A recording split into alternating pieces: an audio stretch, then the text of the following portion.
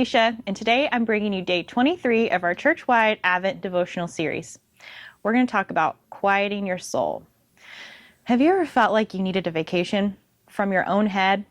We have to-do lists and checklists and grocery lists and lists of lists rumbling around our heads. There are meal plans and chore lists and things not to forget lists, appointments on our calendars, and Christmas lists for all our people.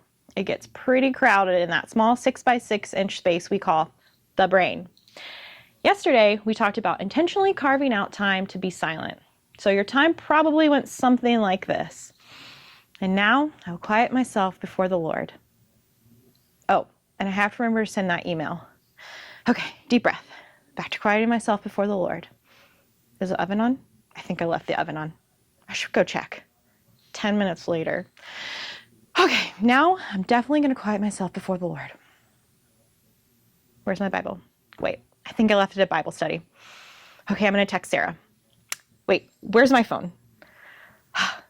Quieting ourselves before the Lord can be the exact opposite of peaceful. Sitting down to be quiet seems to be an invitation for all the noisy lists and demanding thoughts stored up in our head to clamor for our attention.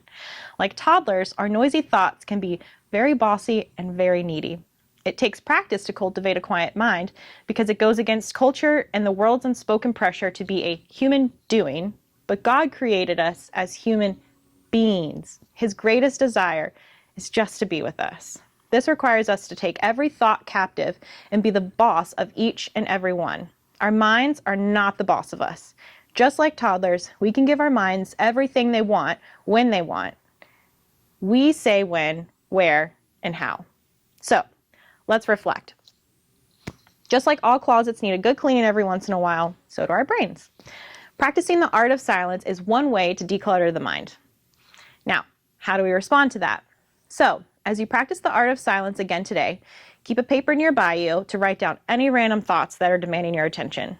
And then after your time of silence, categorize them. So, we have the keep category, which is things that are requiring further action or maintenance. Then you have the trash category. Those are any lies, nagging thoughts, a worry, a concern, or any negative idea, anything you want to get rid of.